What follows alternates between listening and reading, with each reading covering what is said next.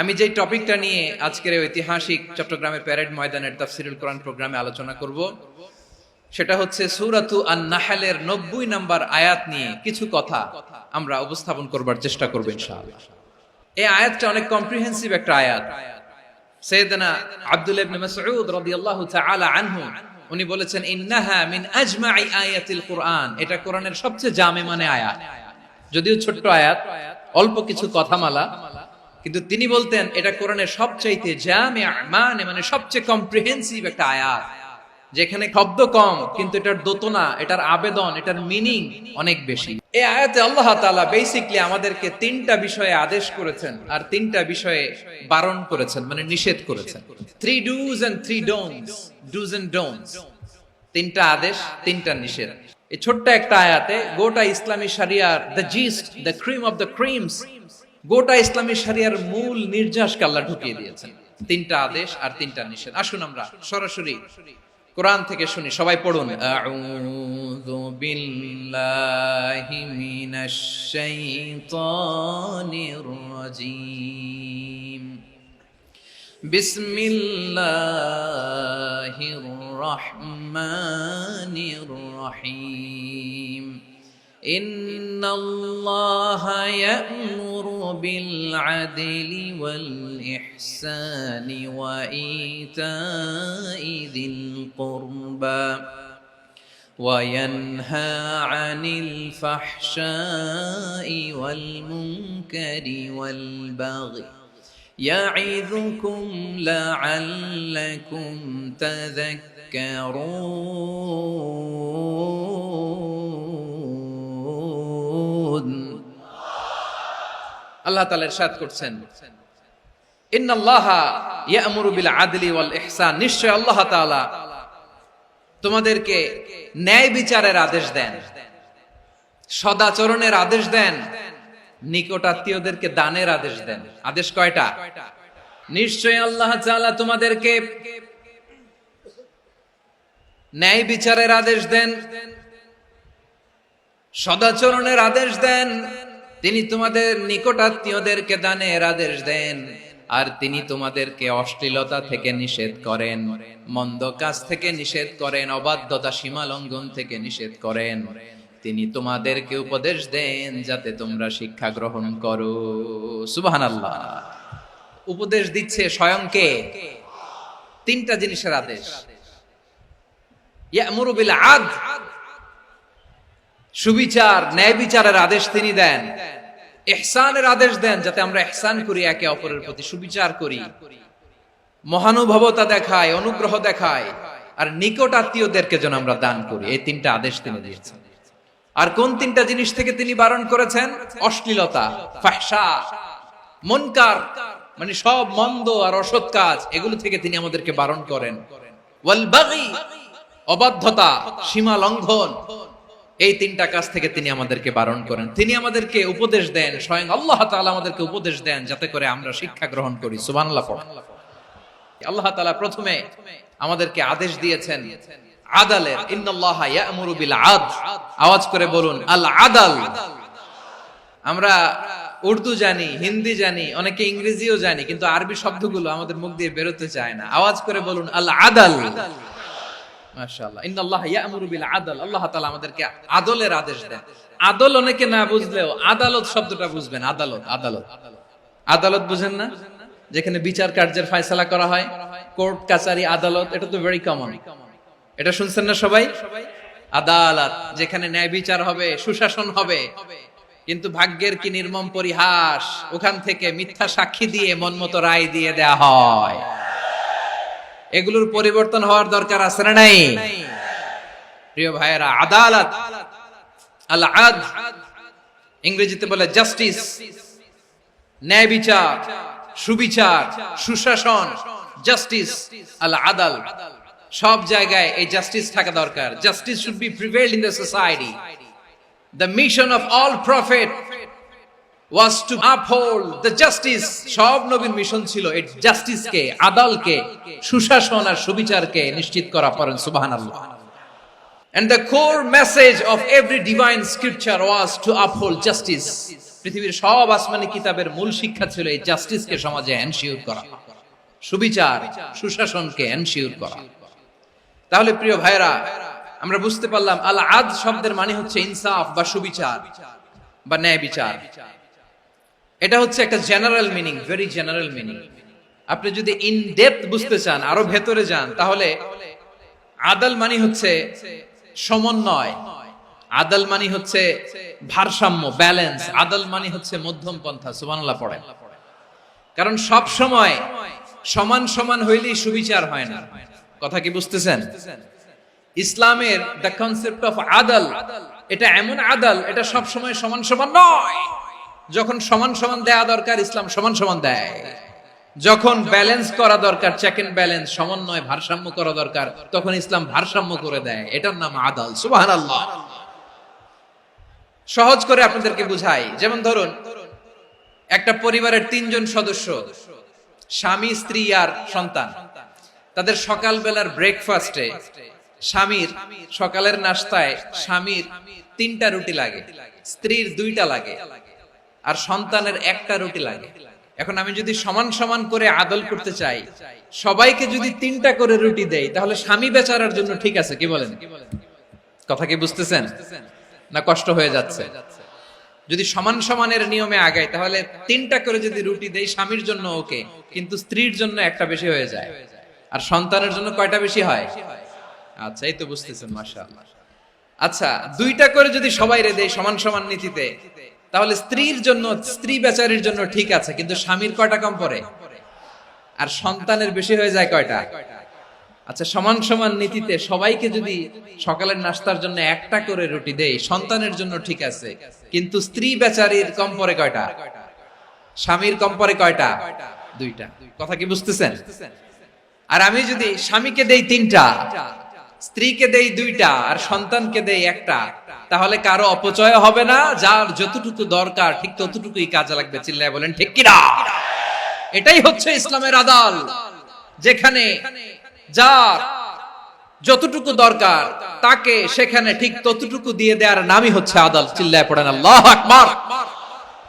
রব্বুল আলামিন বলেন, ইউসিকুমুল্লাহু ফি আওলাদিকুম লিযযাকারি মিসলু হাযযিল উনসায়াইন। আল্লাহ তোমাদেরকে ওসিয়ত করেন, তোমাদেরকে আদেশ দেন, উত্তরাধিকার সম্পদ যখন বন্টন হবে, ছেলেরা যতটুকু পাবে, মেয়ে পাবে তার অর্ধেক। সুবহানাল্লাহ বলেন।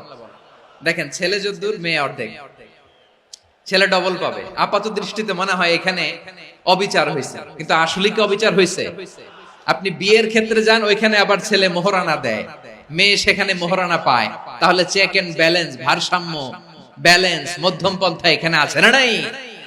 এটাই হচ্ছে ইসলামের আদল। আল্লাহ তাআলা এই আদলের আদেশ দিয়েছেন, সুবিচার, ন্যায় বিচার, সুশাসন এবং ভারসাম্যের আদেশ দিয়েছেন। প্রিয় ভাইরা, একটি শান্তিময় সমাজ, একটা সমৃদ্ধ সমাজ, একটা মানবিক সমাজ যদি আমরা পেতে চাই, এই আয়াতের মধ্যে যতগুলো পয়েন্ট আছে সবগুলোর বাস্তবায়ন লাগবে। এই আয়াতে আল্লাহ তাআলা একটা মানবিক সমাজের রূপরেখা টেনেছেন। তার প্রথম কথা হচ্ছে, ইন্নাল্লাহা ইয়ামুরু বিল আদল। আল্লাহ তাআলা তোমাদেরকে আদলের নির্দেশনা দেয়, সুবিচার, সুশাসনের নির্দেশনা দেয়। যে সমাজে আদল থাকে না, সেই সমাজে জুলুম মানুষের ঘাড়ে চেপে বসে। আদলের বিপরীত হচ্ছে জুলুম। আদলের বিপরীত কি? জুলুম বা জাওর, অত্যাচার, অবিচার, বৈষম্য। এই যে বৈষম্য বিরোধী ছাত্র আন্দোলন কমন পড়ছে? এই যে একজন সমন্বয়ক তো দেখা করলো আমার সাথে। জুলুম মানে হচ্ছে বৈষম্য। বৈষম্যের স্থান ইসলামে নাই, অবিচারের স্থান ইসলামে নাই, জুলুমের স্থান ইসলামে নাই। আল্লাহ তাআলা বলেন যে আমি জুলুমকে নিজের জন্য হারাম করেছি এবং তোমাদের জন্য হারাম করেছি। বিশ্বনবী ফরমান, আল্লাহ তাআলা বলেন হাদিসে কুদসিতে, ইয়া ইবাদি ইন্নী হারামতুয যুলমা আলা নাফসি ওয়া জাআলতুহু বাইনাকুম মুহাররামান ফালা তাযালামু। আমার গোলামেরা শোনো, নিশ্চয় আমি আল্লাহ তাআলা জুলুমকে আমি আমার উপরে হারাম করেছি, অনুরূপভাবে জুলুম করাকে তোমাদের উপরেও হারাম করেছি। ফলে ফালা তাযালামু, তোমরা একে অপরের সাথে জুলুম করো না। নির্দেশনাটা কার? খবরদার, জুলুমের সাথে আমাদের কোনো সম্পর্ক নাই। আল্লাহ তাআলা আদলের আদেশ দিয়েছেন, আদালতের আদেশ দিয়েছেন, সুশাসনের, ন্যায় বিচারের আদেশ দিয়েছেন। ইন্নাল্লাহা ইয়ামুরু বিল আদল, আমাদেরকে আদল প্রতিষ্ঠা করতে হবে। জুলুমের সাথে ইসলামের কোনো সম্পর্ক নাই। আল্লাহ তাআলা জালিমদের জন্য কঠিন শাস্তি প্রস্তুত করে রেখেছেন। এক্সট্রা জুডিশিয়াল কিলিং এর কোনো হিসাব নাই। বিচার বহির্ভূত হত্যা, এনফোর্স ডিসঅ্যাপিয়ারেন্স, গুম, যেটা সবচাইতে বড় মানবতা বিরোধী অপরাধ। কত মানুষ যে গুম হয়েছে তার কোনো ইয়ত্তা নাই। যেই ফ্যামিলির সদস্য গুম হয়েছে তারা কি ওই লোকটার জন্য মাগফিরাতের দোয়া করবে নাকি সুস্বাস্থ্যের দোয়া করবে তারা নিজেরাও জানতো না, কারণ জানে না ও বেঁচে আছে না মরে গেছে। আহা, বিডিআর নওজওয়ানদের যারা ছাড়া পেল দেখলাম, বিনা অপরাধে, কোনো অন্যায় ছাড়া, অপরাধ ছাড়া তাদের জীবন থেকে, তাদের তারুণ্যের, তাদের যৌবনের 15 বছর, 16 বছর, 17 বছর নাই, 6 মাস বয়সের ছোট বাচ্চাকে রেখে জেলে গেছে। 6 মাসের মেয়ে বেরোয় দেখে মেয়ের বয়স 17 বছর। মেয়ে বাবারে চিনে না, বাবা মেয়েরে চিনে না। মেয়েকে এখন বিয়ে দিয়ে আরেক ছেলের হাতে তুলে দিবে।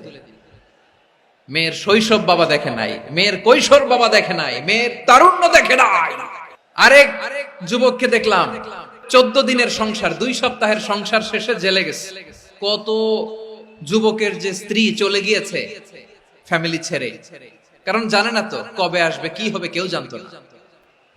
দাম্পত্য জীবনের মাত্র 14 দিনের স্মৃতি, এই স্মৃতিকে আঁকড়ে ধরে এক বোন 16টা বছর, 17টা বছর কাটিয়ে দিয়েছে। আমি নিউজটা দেখে ভাবলাম, আমার এই বোনের প্রতিটি দিন কিভাবে কেটেছে, প্রতিটি রাত কিভাবে কেটেছে, প্রতিটি ক্ষণ কিভাবে কেটেছে। বিশ্বনবী বলেছেন, ইত্তাকি দাওয়াতাল মাজলুম ফাইন্না লাইসা বাইনাহু ওয়া বাইনাল্লাহি হিজাব। মাজলুমের কান্নাকে ভয় করো, কারণ মাজলুমের কান্না আর আল্লাহর মাঝে কোনো পর্দা থাকে না। আমরা আর এরকম কোন জুলুম বাংলাদেশে দেখতে চাই না। জোরে বলেন ঠিক কিনা? আমার প্রিয় বীর চট্টলার তৌহিদি মুসলমান, আমরা আর নতুন করে কেউ জালিম হোক এটা চাই না। নতুন করে আবার কেউ ফ্যাসিস্ট হোক আমরা চাই না। এক দল আরেক দলকে নিশ্চিহ্ন করার রাজনীতি করুক আমরা চাই না। আমরা সুশাসনের বাংলাদেশ চাই, মানবিক বাংলাদেশ চাই, আমরা একটা সমৃদ্ধ বাংলাদেশ চাই। আমরা বিশ্বের বুকে সম্মান নিয়ে মাথা উঁচু করে দাঁড়াতে চাই, ঠিক কিনা বলেন?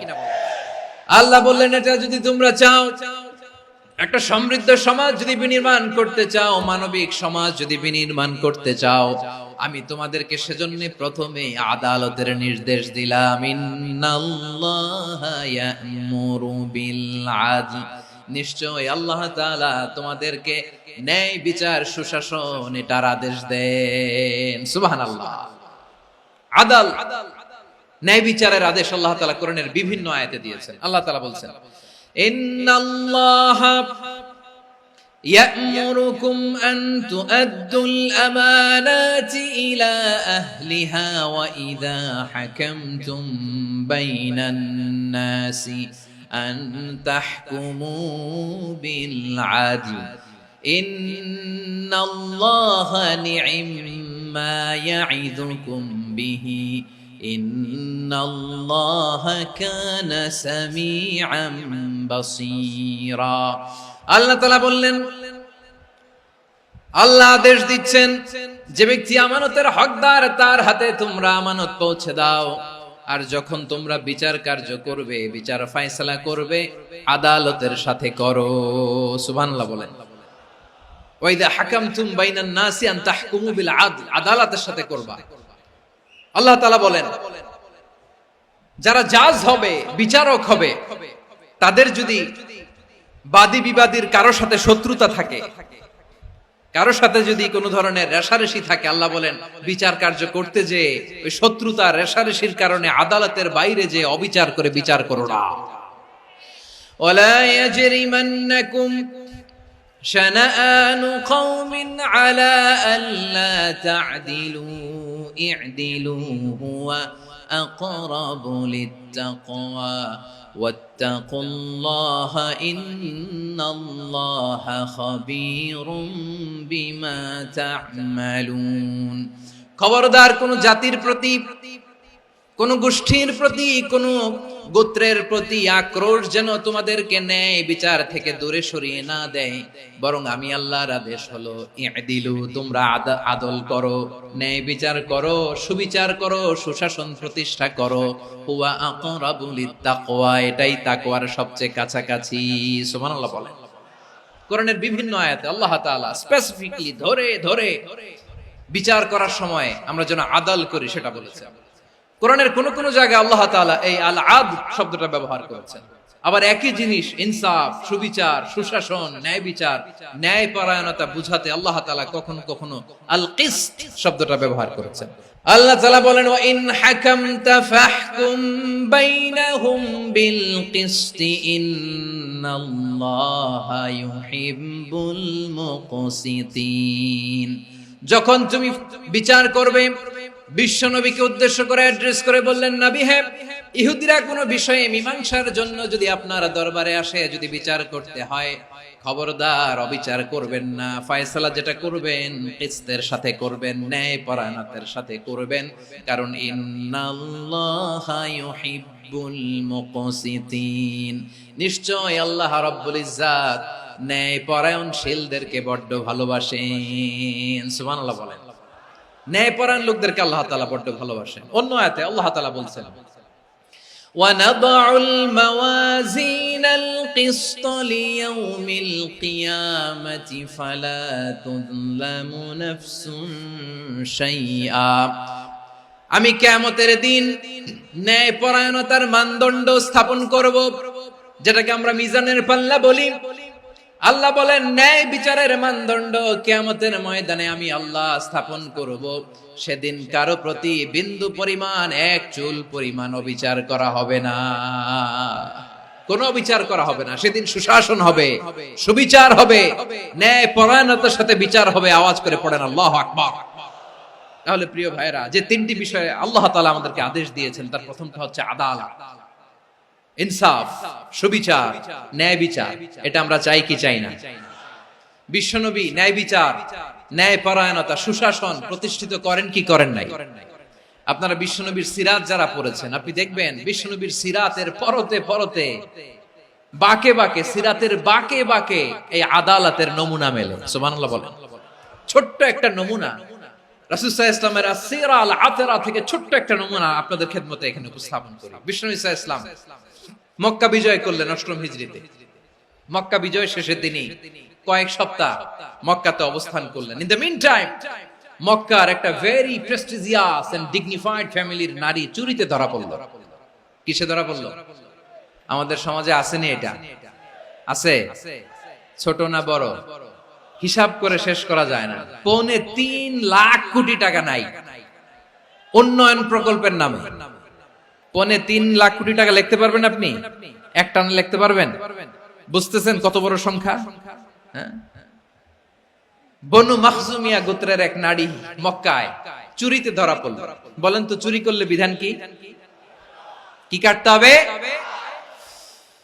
চুরির বিধান হলো হাত কেটে দাও। তাও সেটা গোপনে নয়, প্রকাশ্যে জনসম্মুখে হাত কেটে দাও। বনু মাখজুমিয়া গোত্রের নারী যখন চুরিতে ধরা পড়লো, সাহাবারা চিন্তায় পড়ে গেলেন। সবে মাত্র মক্কার লোকেরা কালিমা পড়ে মুসলমান হয়েছে, ইসলামের আইন কানুন তেমন জানে না, ইসলামী শরিয়ার সাথে বেশি পরিচিত নয়। এখন যদি বিশ্বনবী চুরির যেই বিধান এটা যদি কায়েম করে হাত যদি কেটে দেয়, না জানি মক্কার লোকেরা আবার বিগড়ে যায়, না জানি মক্কার লোকেরা আবার মুরতাদ হয়ে যায়, না জানি মক্কার লোকেরা ইসলাম থেকে দূরে সরে যায়। চলো চলো সাহাবীরা মিলে পরামর্শ করলেন, চলো বিশ্বনবীর কাছে যে বলি, ও নবী, শুধু কেবলমাত্র একমাত্র এই নারীর জন্য চুরির হাত কাটার বিধানটা আপনি একটু থামিয়ে দেন। চুরির হাত কাটার যে বিধান এখানে একটু রহিত করে দেন, বাকিগুলা কইরেন মদিনাতে যে চলবে, কিন্তু মক্কায় এবারের জন্য মাফ করে দেন। কিন্তু কে বলবে? এই যে পরামর্শ, সাজেশন, এটা কে দিবে বিশ্বনবীর কাছে? সাহাবারা চিন্তায় পড়ে গেলেন। আল্লাহর নবীর সামনে দাঁড়িয়ে আল্লাহর দেয়া হুদুদ, আল্লাহর দেয়া বিধান থামিয়ে দেওয়া, মাফ করে দেওয়া, এই কথা বিশ্বনবীর সামনে বলার সাহস তো কেউ রাখে না। কেউ কেউ বলল বিশ্বনবীর পালক পুত্র যায়েদ বিন হারেসার সন্তান উসামারে বিশ্বনবী নাতির মতো আদর করে, বড্ড বেশি ভালোবাসে উসামারে। এজন্য সাহাবারা উসামাকে বলতো হিব্বু রাসূলিল্লাহ, বিশ্বনবীর ভালোবাসা। কি বলতো? সাহাবীরা বললেন বিশ্বনবীর ভালোবাসা হিব্বু রাসূলিল্লাহ, উসামারে পাঠাও। উসামারে বিশ্বনবী নাতির মতো স্নেহ করে, মায়া করে, ভালোবাসে। আমরা পারবো না, উসামা পারবে। সবাই মিলে ফুলিয়ে ফুসিয়ে ওসামাকে, ছোট্ট ওসামাকে রাজি করালো। ওসামা এমন এমন কথা যে তুমি বিশ্বনবীর কাছে বলতে হবে, পারবা নাকি? ওসামা বলে পারবো। সাইয়েদনা ওসামা রাদিয়াল্লাহু তাআলা আনহু তরুণ সাহাবী বিশ্বনবীর কাছে গেলেন, যে বললেন নবী, বনু মাখজুমিয়া গোত্রের এক নারী চুরিতে ধরা পড়েছে, এবারের জন্য কি এই মহিলাটারে মাফ করে দিলে হয় না? এবারের জন্য একটু ক্ষমা করা যায় না নবী? বিশ্বনবী বলেন আতাশফাউ ফি হাদ্দিম মিন হুদুদিল্লাহ, তোমার এত বড় সাহস উসামা, তুমি আল্লাহর হাত, আল্লাহর দেয়া বিধান, এটার ব্যাপারে সুপারিশ করতে এসেছো? তোমরা কি জানো তোমাদের আগে যত কম, যত গোত্র, যত জনপদ ধ্বংস হয়েছে তার কারণ ছিল তাদের মধ্যে গরিবরা অন্যায় করলে তারা বিচার করত, আর ধনীরা অন্যায় করলে তারা মাফ করে দিত। খবরদার! ওয়া আইমুল্লাহ লাউ আন্না ফাতিমাতা বিনতি মুহাম্মাদিন সারাকাত লাকাতা মুহাম্মাদুন ইয়াদাহা। বিশ্বনবী বললেন, ওরে ওসামা, বানু মাখজুমিয়ার ওই প্রেস্টিজিয়াস এন্ড ডিগনিফাইড ফ্যামিলির মেয়ে তো দূর কি বাত, অনেক দূরের কথা। জেনে রেখো ওসামা, আমার কলিজার টুকরা, নয়নের পুটুলি ফাতেমাও যদি মক্কার জমিনে আজকে এই চুরির দায়ে ধরা পড়তো, আমি বিশ্বনবী মুহাম্মদুর রাসূলুল্লাহ ধরে ফাতেমার ডান হাতটা কেটে দিতে এক বিলম্ব দেরি করতাম না। ইন্নাল্লাহা ইয়া'মুরু বিল আদল, আমাদেরকে জাস্টিস শিখায়। পশ্চিমারা আমাদেরকে ইনসাফ শিখায়, আমাদেরকে সুশাসন শিখায়।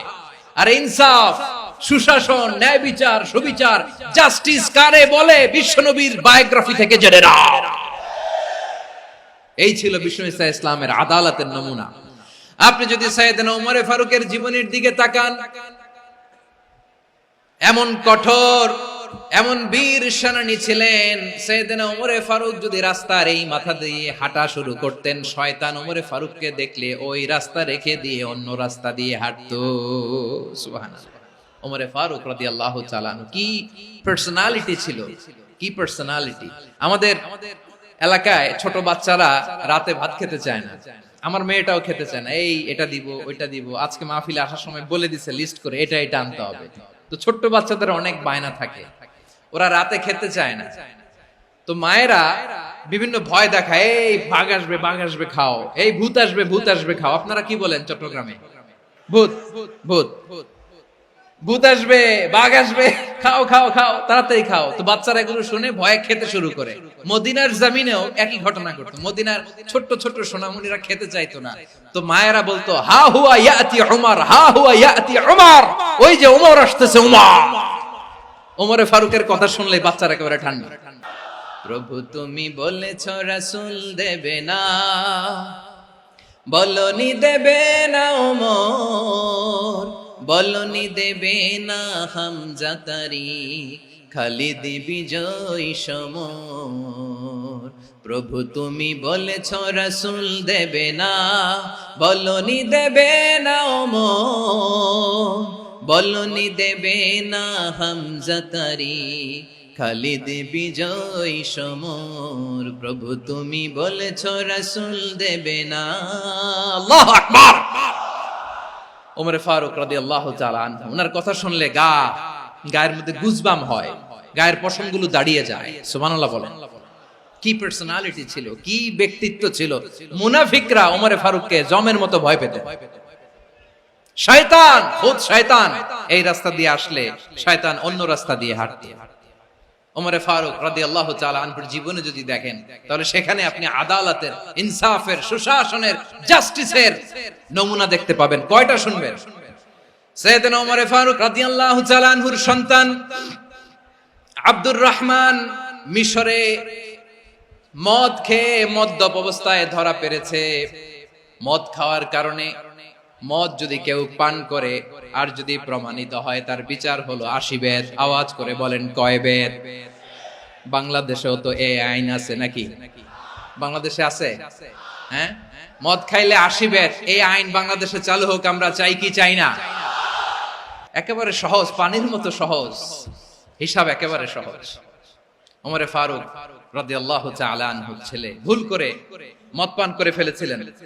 আব্দুর রহমান, ঘটনা ঘটেছে মিশরে। মিশরের গভর্নর তখন আমর ইবনে আস রাদিয়াল্লাহু তাআলা আনহু।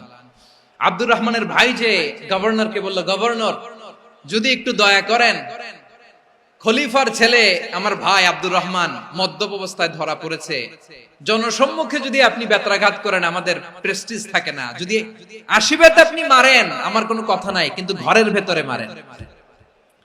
আব্দুর রহমানের ভাইয়ের সুপারিশ শুনে সাইয়েদনা আমর ইবনে আস রাদিয়াল্লাহু তাআলা আনহু রাজি হয়ে গেলেন। ঘরের ভেতরে লোক চক্ষুর আড়ালে 80 বেত তিনি মানলেন।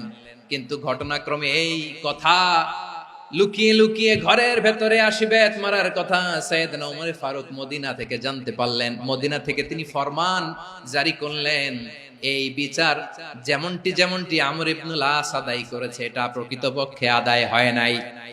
আসো সবাই মদিনায় আসো, আমর ইবনে আস মদিনায় আসো, আব্দুর রহমানও আসো, সবাই আসো, জনসম্মুখে এই বিচার কার্যকর করতে হবে। সাইয়েদনা ওমর ফারুক মসজিদে নববীর পিলারের মধ্যে নিজের ছেলেকে বাঁধলেন, আবার জনসম্মুখে 80টা বেত তার গায়ের মধ্যে মারলেন। মাজমুয়ে ফাতাওয়া ইবনে তাইমিয়া রাহিমাহুল্লাহ উনি এটা নকল করেছেন। এটা সবচেয়ে বিশুদ্ধ মত, আর অনেক মত আছে। মারা গেছে কবরের উপর, ওগুলো বাদই দিলাম। কেমন খলিফা ছিলেন, কেমন খলিফা! পশ্চিমারা তোমরা জাস্টিস আমাদেরকে শেখাও, ইনসাফ কারে বলে সুশাসন আমাদেরকে তোমরা শেখাও। ওমর ফারুক রাদিয়াল্লাহু তাআলা ওইটাকে, ওই বিচারকে তিনি ধর্তব্য মনে করেন নাই। মদিনাতে এনে আবার জনসম্মুখে আবার 80 বেত মেরেছেন। মিশরে ওমর ফারুক রাদিয়াল্লাহু তাআলা আনহু আমর ইবনে আসকে গভর্নর করে পাঠালেন। সেখানে আমর ইবনে আসের ছেলে একটা প্রতিযোগিতায় রানার আপ হয়েছে। এক মিশরি সেখানে চ্যাম্পিয়ন হয়েছে। রানার আপ বুঝতে পেরেছেন তো? সেকেন্ড হয়েছে। এক মিশরি হয়েছে চ্যাম্পিয়ন, প্রথম। কিন্তু গভর্নরের ছেলে ও জিততে পারে নাই। ও রাগে ওই মিশরির গায়ের মধ্যে কয়েকটা লাঠি দিয়ে বাড়ি মেরেছে। মিশরি যে মদিনাতে ওমর ফারুকের কাছে বিচার দিলেন, আপনার গভর্নরের ছেলে অন্যায়ভাবে আমার গায়ে হাত তুলেছে। সাইয়েদনা ওমর ফারুক আবার ফরমান জারি করলেন, আসো মদিনাতে আসো। মিশরীকে ডাকলেন। ওই মিশরের গভর্নর আমর ইবনে আস রাদিয়াল্লাহু তাআলা আনহুকে ডাকলেন, তার ছেলেকেও ডাকলেন। সবাই বসে রইল। আমর ইবনে আস রাদিয়াল্লাহু তাআলা আনহু মাথা নিচু করে বসে আছেন, লজ্জায় কাচুমাচু। হায় হায়, আজকে আমার ছেলের কারণে আমিরুল মুমিনিন খলিফাতুল মুসলিমিন ওমর ফারুকের কাছে আমি জনসম্মুখে লজ্জিত হচ্ছি। সাইয়েদনা ওমর ফারুক বললেন, এই নাও লাঠি। গভর্নরের ছেলে তোমার মাথার মধ্যে যতগুলো বাড়ি মেরেছে, আজকে জনসম্মুখে তুমি অতগুলা বাড়ি মারো। মিশরি বলে, থাক, আপনি যে ডেকে আনছেন সবার সামনে এটা বলছেন, এতেই আমি খুশি। আল্লাহু আকবার! আপনার মহানুভবতা দেখে আমি খুশি, আর অপমানের দরকার নাই। ওমর ফারুক বলে, না, খবরদার, এই কথা মিশরি তুমি বলো না, মারো, যতগুলা বাড়ি মেরেছে মারো। বাধ্য হয়ে মিশরি আমর ইবনে আসের সামনে ওনার কলিজার টুকরা সন্তানের মাথার মধ্যে বাড়ি মারতে আরম্ভ করলেন। ঠিক যতগুলা বাড়ি গভর্নরের ছেলে আমর ইবনে আসের ছেলে মিশরির গায়ে মেরেছিল, মাথায় মেরেছিল, মিশরি গুনে গুনে ততটা মারলেন। এই দৃশ্য দেখে ওমর ফারুক রেগে মেগে আগুন, রাগের চোটে রাগ সামলাতে না পেরে, আর নিজেকে সামলাতে না পেরে মিশরিরে বললেন, ছেলেরে মারা শেষ হয়ে গেলে এবার বাবার টাক মাথার মধ্যে কয়েকটা বাড়ি মার। রাগের চোটে, আউট অফ অ্যাঙ্গার, রাগের চোটে, যে আমার পাঠানো গভর্নর আমর ইবনে আস তার ছেলেকে কেন আদব তারবিয়া কেন শিক্ষা দিতে পারে না। ছেলেরে মারা হইলে এবার আমর ইবনে আসের মাথার মধ্যে দুইটা মারো। এটা রাগে বলেছে, এটা শাস্তি হিসেবে না। সুবহানাল্লাহ পড়ো। তোমরা আমাদেরকে সুশাসন শিখাও। বিশ্বনবী বলেন, আদালত এটা জানাতেন বিষয় না, এটা দিয়েই মানবিক সমাজ গড়তে হবে। আল্লাহ তাআলা কিয়ামতের কঠিন ময়দানে যেদিন স্বামী স্ত্রীকে চিনবে না, স্ত্রী স্বামীকে দেখে পালিয়ে যাবে, বন্ধু বন্ধুরে চিনবে না, পীর সাহেব মুরিদরে চিনবে না, মুরিদ পীর সাহেবরে চিনবে না, দলের কর্মী তার নেতারে চিনবে না, নেতা তার কর্মীরে চিনবে না, বন্ধু বন্ধুরে দেখে পালাবে। এই কঠিন মুহূর্তে সূর্যটা মাথার কাছে চলে আসবে, জমিনটা তামার জমিন হবে, আজকের জমিনের মতো নয়।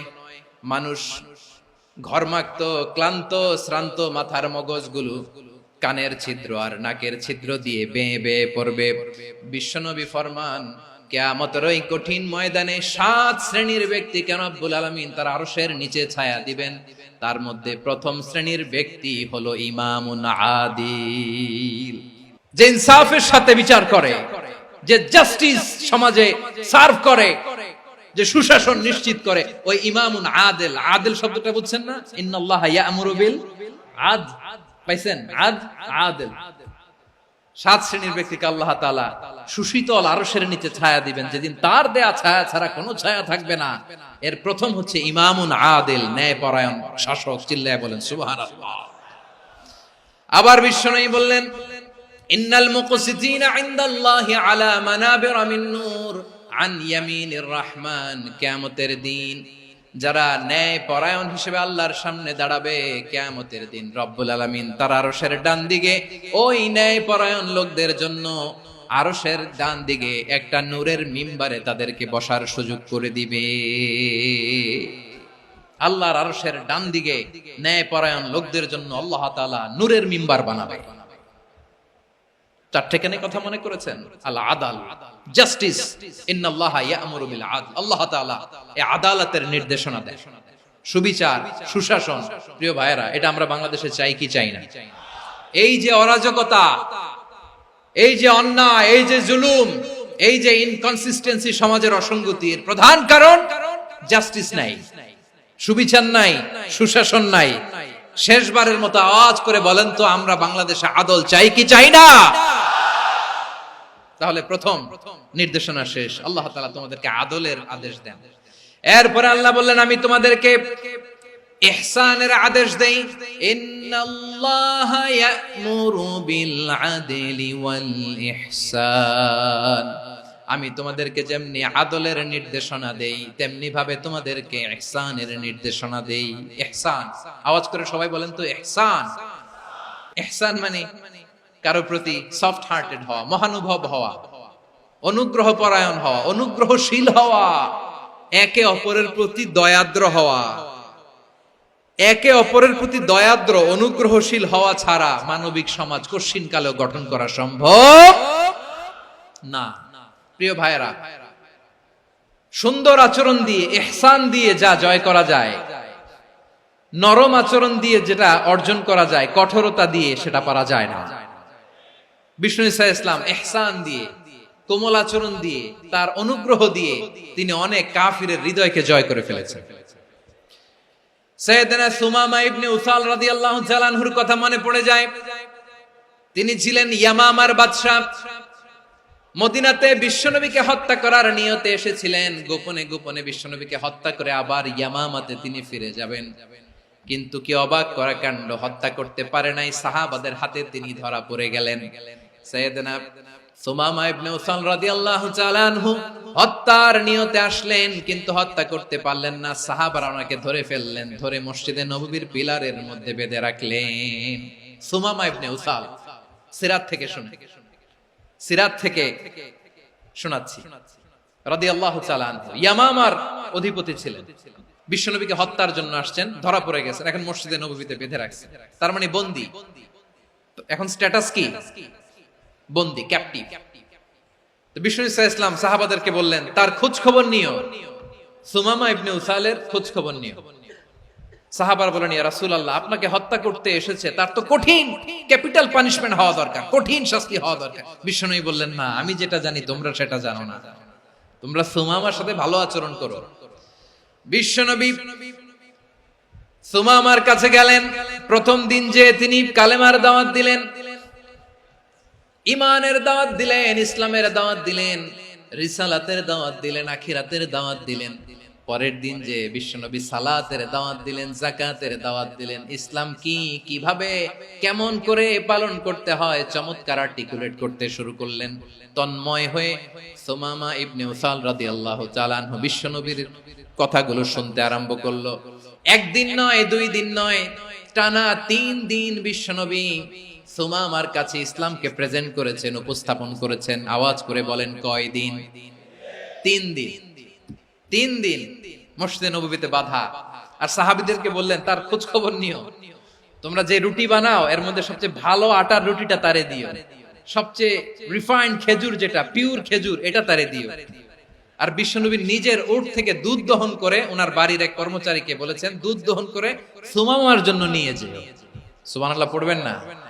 সবাই তো অবাক, ইয়ামামা থেকে আসছে নবীকে হত্যা করতে, বিশ্বনবী দেখে তারে জামাই আদর করে। একদিন নয়, 2 দিন নয়, টানা 3 দিন বিশ্বনবী এভাবে সুমামার কাছে যে ইসলামকে প্রেজেন্ট করতে আরম্ভ করলেন, ইসলামকে উপস্থাপন করতে শুরু করলেন। আর তাকে চমৎকার এন্টারটেইনমেন্ট, আপ্যায়ন দিতে আরম্ভ করলেন। টানা 3 দিন যখন ইসলামের দ্য বিউটিজ অফ ইসলাম, ইসলামের সুমহান বাণী, সৌন্দর্য তার কাছে উপস্থাপন শেষ, তাকে আপ্যায়ন শেষ, বিশ্বনবী বললেন সাহাবাদেরকে, যাও এবার সুমামার হাতের পায়ের রশি দুটো খুলে দাও। সাহাবারা তর্ক জুড়ে দিলেন, লা ইয়া রাসূলুল্লাহ, এমনটা করবেন না তো, ভয়ঙ্কর ভয়ঙ্কর খুনি, কি জানি কি হয়ে যায়। বিশ্বনবী বললেন, না, তার হাতে পায়ের রশিগুলো খুলে দাও। সাহাবারা বিশ্বনবীর কথা মতো তার হাতে পায়ের রশিগুলো খুলে দিল। সুমামা মুহূর্তের মধ্যে মসজিদে নববী থেকে বের হয়, ইয়ামামায় ফিরে না যে মসজিদে নববীর পাশে একটা খেজুর বাগান ছিল, সেখানে চলে গেলেন। সেখানে একটা ছোট্ট কুয়া ছিল, কুয়ার পানি দিয়ে তিনি গোসল করলেন। সুবহানাল্লাহ পড়েন। কুয়ার পানি দিয়ে গোসল করে মসজিদে নববীর সামনে এসে বিশ্বনবী এবং সাহাবাদের সামনে দাঁড়িয়ে সাব্বাবা উঁচু করে বললেন, আশহাদু আল্লা ইলাহা ইল্লাল্লাহ ওয়া আশহাদু আন্না মুহাম্মাদান আবদুহু ওয়া রাসূলুহু। আমি সাক্ষ্য দিচ্ছি আল্লাহ ছাড়া কোনো ইলাহ নাই, আর মুহাম্মদ আল্লাহ তাআলার প্রেরিত বান্দা এবং রাসূল। প্রিয় ভাইরা, ইহসান দিয়ে যা জয় করা যায়, কঠোরতা দিয়ে সেটা কঠিনকালেও জয় করা যায় না। আওয়াজ করে বলেন, ঠিক কি না? এবার সুমামা দাঁড়িয়ে বলে, ওগো নবী, আমি তো কালিমা পড়ে মুসলমান হয়ে গেলাম, এবার শোনেন, এই মুহূর্তের আগে আপনার চেহারার চাইতে নিকৃষ্ট কোনো চেহারা আমার কাছে ছিল না, কিন্তু শাহাদা পাঠ করার পরে আপনার চেহারার চাইতে উত্তম শ্রেষ্ঠ কোনো চেহারা আমার কাছে আর নাই। ও নবী, আজকের দিনের আগে ইসলাম ধর্মের চেয়ে নিকৃষ্ট অপছন্দনীয় কোনো ধর্ম আমার কাছে ছিল না, কিন্তু এই মুহূর্ত থেকে ইসলামের চেয়ে সেরা শ্রেষ্ঠ পছন্দনীয় কোনো ধর্ম আমার কাছে নাই। নবী গো, আজকের দিনের আগে মদিনার চাইতে অপছন্দনীয় নিকৃষ্ট কোনো শহর আমার কাছে ছিল না, কিন্তু এই মুহূর্তের পর থেকে মদিনার চাইতে কোনো শ্রেষ্ঠ শহর আমার জানা নাই। সে ছিল গমের বড় ডিলার, গম বেচতো। কি বেচতো? তার গম কিনে মক্কার লোকেরা রুটি খাইতো। সে ঘোষণা দিল, আজকে থেকে মক্কাবাসীদের জন্য সব গম আমি হারাম করে দিলাম, মক্কাবাসী এখন না খেয়ে মরে। সুবহানাল্লাহ পড়বেন না? মক্কাবাসী বিশ্বনবীর কাছে আসলেন, এসে বললেন, মুহাম্মদ, আমরা তো তোমার ভাই, তোমার চাচা, তোমার ভাতিজা, তোমার আত্মীয়, তুমি সুমামারে বলো সে যেন আবার গমের সাপ্লাই মক্কার জন্য অনুমতি দিয়ে দেয়। বিশ্বনবীর অনুমতি ক্রমে সুমামা আবার মক্কাতে গম পাঠাতে শুরু করলো। পড়েন সুবহানাল্লাহ। ইহসান, ইহসান দিয়ে আপনি যেটা জয় করতে পারবেন, you can win the heart of your enemies. ইহসান দিয়ে আপনি আপনার শত্রুর হৃদয়কে জয় করতে পারবেন। এজন্য আল্লাহ বললেন, ওয়া আনফিকু ফি সাবিলিল্লাহি ওয়া লা তুলকু বিআইদিকুম ইলাত তাহলুকা ওয়া আহসিনু ইন্নাল্লাহা ইউহিব্বুল মুহসিনিন। তোমরা আল্লাহর রাস্তায় দান করবে আর নিজেরা নিজেদেরকে ধ্বংসের হাতে ঠেলে দিও না। তোমরা একে অপরের প্রতি ইহসান করবে, কারণ ইহসানকারীদেরকে আল্লাহ বড় ভালোবাসেন। সুবহানাল্লাহ পড়েন। আবার সূরা রহমানে আল্লাহ বললেন, হাল জাযাউল ইহসানি ইল্লাল ইহসান ফাবিআইয়ি আলা, সবাই পড়েন, ফাবিআইয়ি আলাই রাব্বিকুমা তুকাযযিবান। ইহসানের প্রতিদান হিসেবে ইহসানি হয়। বিশ্বনবী সুমামার প্রতি যেমন ইহসান করেছেন, সুমামাও ঠিক তেমন ইহসান ফিরিয়ে দিয়েছে। ঠিক কিনা বলেন? তাহলে এক নম্বরে হচ্ছে আদল, ন্যায় বিচার। দুই নম্বরে সবাই বলেন ইহসান, সদাচরণ। ইহসান দুই ধরনের প্রিয় ভাইরা, ইহসান ফিল ইবাদা, ইহসান ফিল মুআমালা। ইহসান ফিল ইবাদা হচ্ছে একাগ্র অনুভবে ইবাদতে ডুব দেওয়া, এর নাম ইবাদতের ইহসান। সুবহানাল্লাহ পড়ুন। বিশ্বনবী বলেন ইহসান মানে কি জানো নাকি? হাদিসে জিবরিলে সাইয়েদনা জিবরিল আলাইহিস সালাম বিশ্বনবীকে বললেন আখবিরনি আনিল ইহসান। নবী আমাদেরকে বলেন ইহসান মানে কি? বিশ্বনবী বললেন আনতা আবুদাল্লাহা কাআন্নাকা তারাহু ফাইন লাম তাকুন তারাহু ফাইন্নাহু ইয়ারাক। ইহসান মানে হলো এমন ভাবে তুমি আল্লাহর সামনে নিজেকে উজাড় করে ইবাদত করবে, তুমি ভাববে তুমি আল্লাহকে দেখতে পাচ্ছ। আর এটা যদি ভাবা তোমার জন্য কঠিন হয়ে যায়, অন্তত এতটুকু তুমি ভাববা যে আল্লাহ তোমাকে দেখতে পাচ্ছেন। ঠিক কিনা বলেন? ও আমার বীর চট্টলার ভাইয়েরা, কেউ যেটা দেখে না সেটা দেখে কে? এই বিশ্বাস হৃদয়ের মধ্যে আছে? নামাজে যখন দাঁড়ান এই ফিলিংসটা আনা যাবে? এসা পর্যন্ত যে আমরা হায়াত পাবো কোনো গ্যারান্টি আছে? সবাই আওয়াজ করে বলেন গ্যারান্টি আছে? গ্যারান্টি নাই।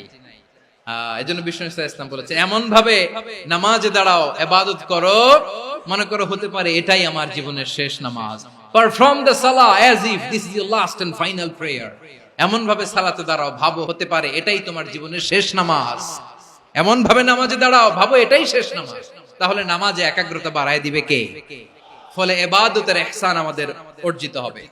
আর মুআমালাতে ইহসান হলো, বিশ্বনবী বলেন ইন্নাল্লাহা তাবারাকা ওয়া তাআলা কাতাবাল ইহসানা আলা কুল্লি শাই ফাইদা কাতালতুম ফাআহসিনুল কিতলা ওয়া ইযা যাবাহতুম ফাআহসিনুয যাবহা ওয়ালিয়ুহিদ্দা আহাদুকুম শাফরাতাহু ওয়ালিয়ুরিহ যাবিহাতাহু। ইহসান দুই ধরনের, আওয়াজ করে বলতে হবে কয় ধরনের?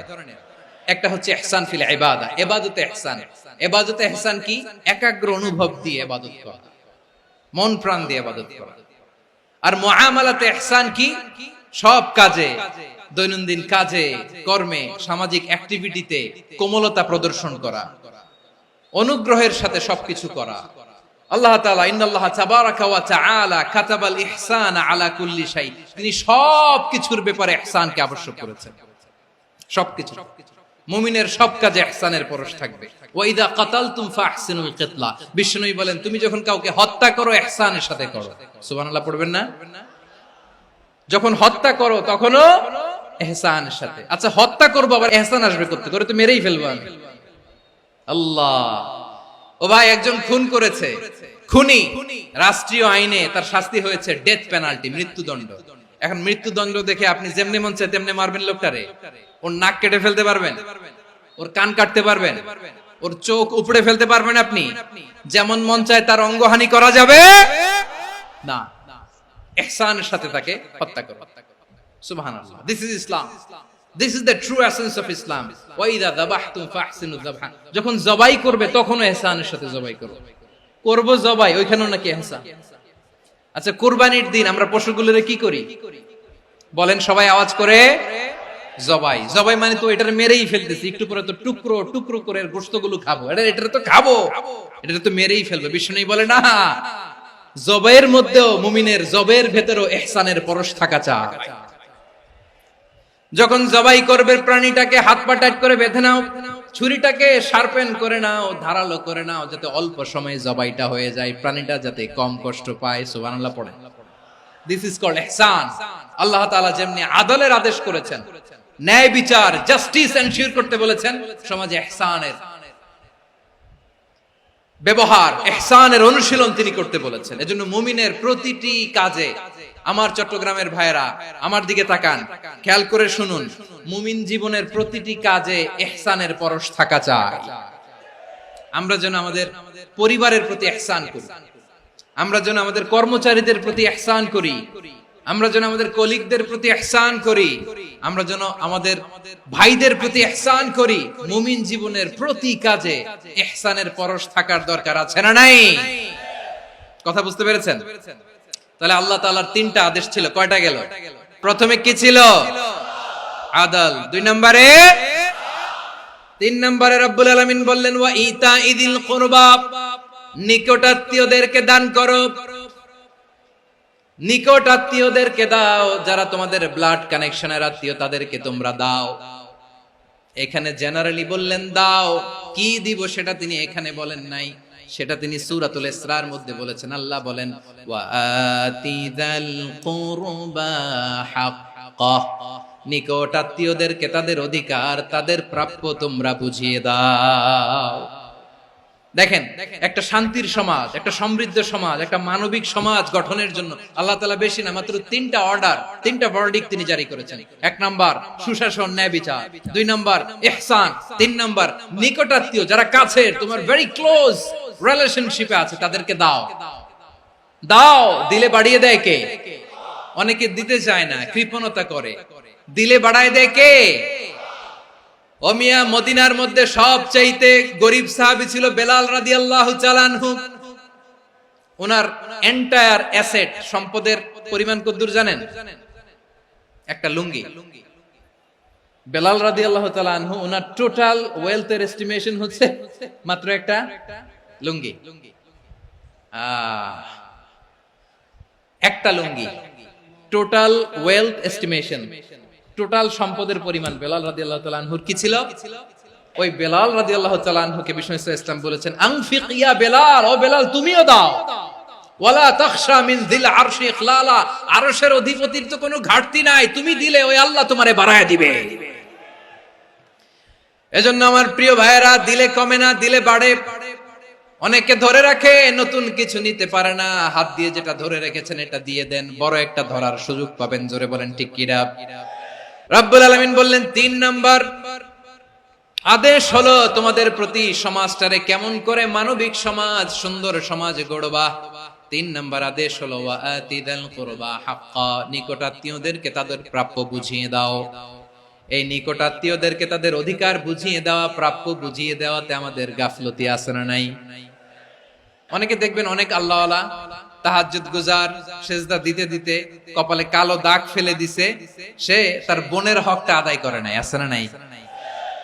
অনেক বড় হাজী সাহেব, বিশাল লম্বা দাড়ি, ছেলেরে সব দিয়ে দিছে, মেয়েরে কিছু দেয় নাই, মেয়ের হক আদায় করে নাই। আছে না নাই? এই হাজী সাহেবেরা, এই আল্লাহওয়ালারা কিয়ামতের ময়দানে আটকে যাবে। আপনি অন্যের অধিকার নষ্ট করেছেন, তাদের রাইটস কে ভায়োলেট করেছেন। এজন্য আল্লাহ তাআলা বলেন, কারো অধিকার যদি কেউ নষ্ট করে, ওই সমাজটা মানবিক সমাজ কঠিনকালেও হতে পারে না। এজন্য তিন নম্বর আল্লাহ বললেন ওয়া ইতা ইদিল কুরবা, নিকটাত্মীয়দেরকে দাও। কি দিবা? তাদের অধিকার দিয়ে দাও। বোনের অধিকার বুঝিয়ে দাও, মেয়ের অধিকার বুঝিয়ে দাও, ফুফুর অধিকার বুঝিয়ে দাও। দেখবেন অনেক মায়েরা ছেলের পাতে মুরগির রান দেয়, মেয়ের পাতে দেয় মুরগির ঠ্যাং। তো মেয়ের কি মুরগির রান খেতে মনে চায় না? মনে চায় না? এমনটা করা যাবে না।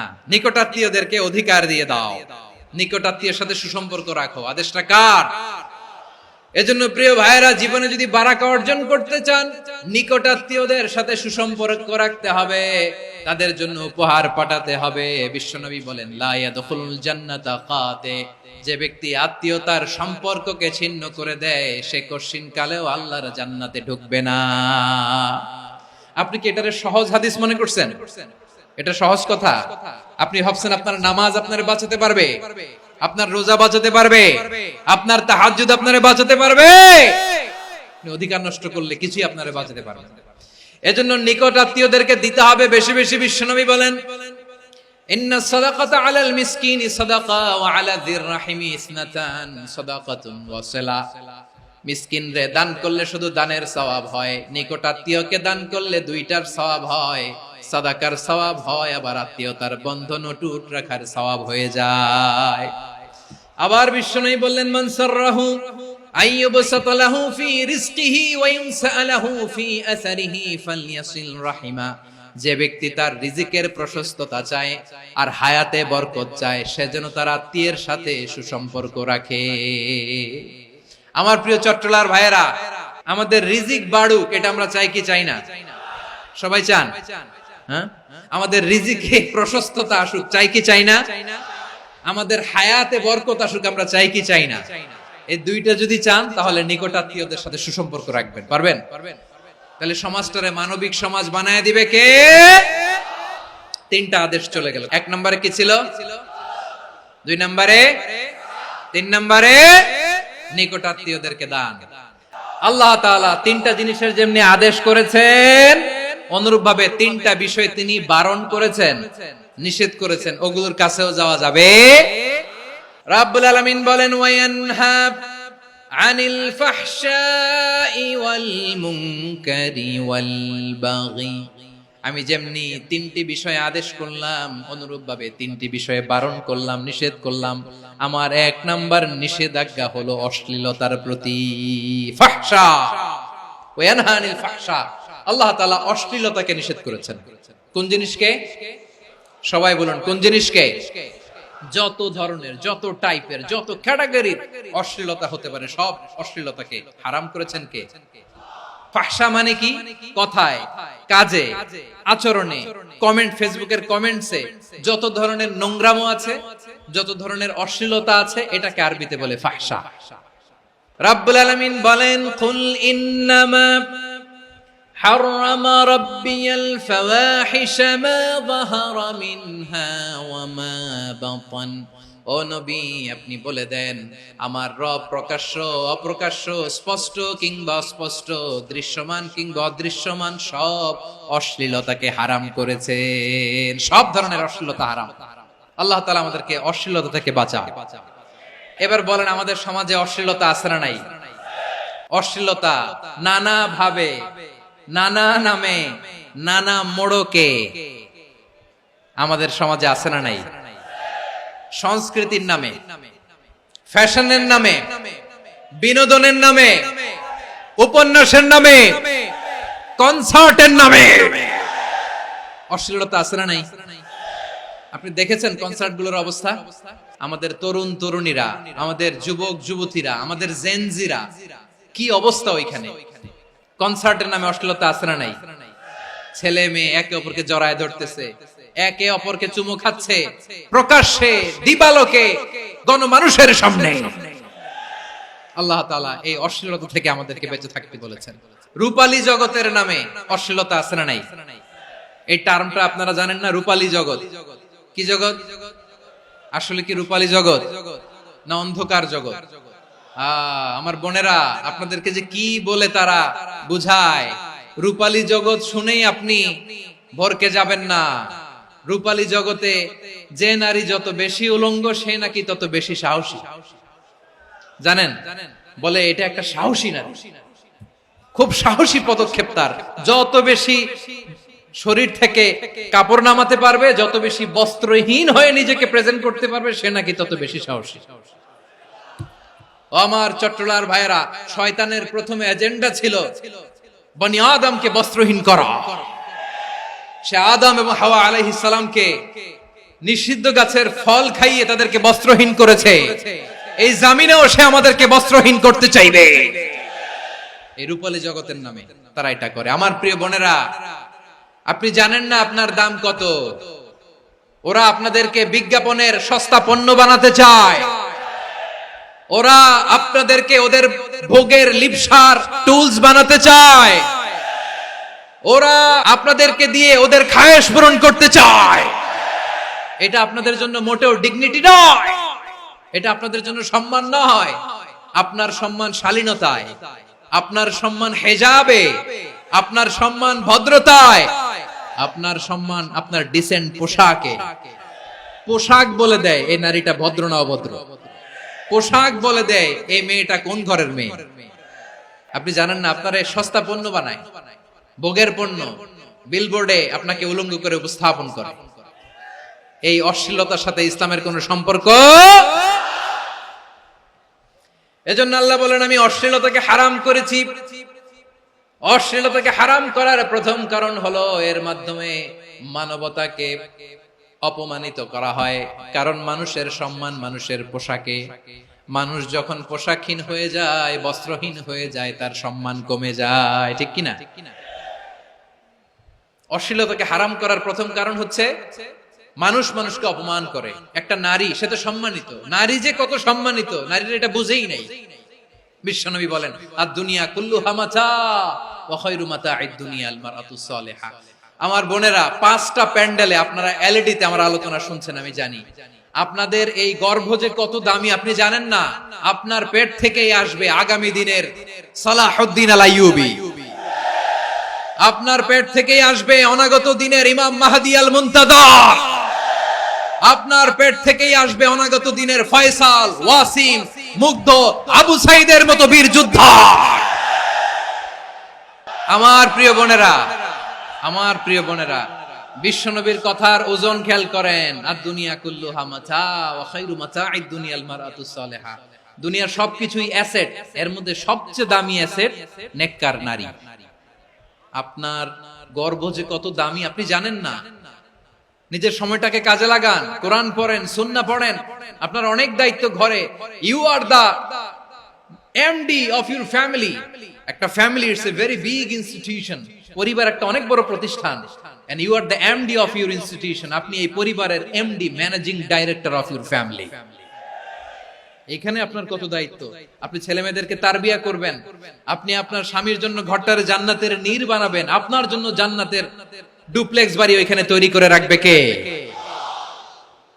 আপনি যে কত দামি আপনি জানেন না। নারীদেরকে আল্লাহ বানিয়েছেন উচ্চতর করে, নিম্নতর নয়।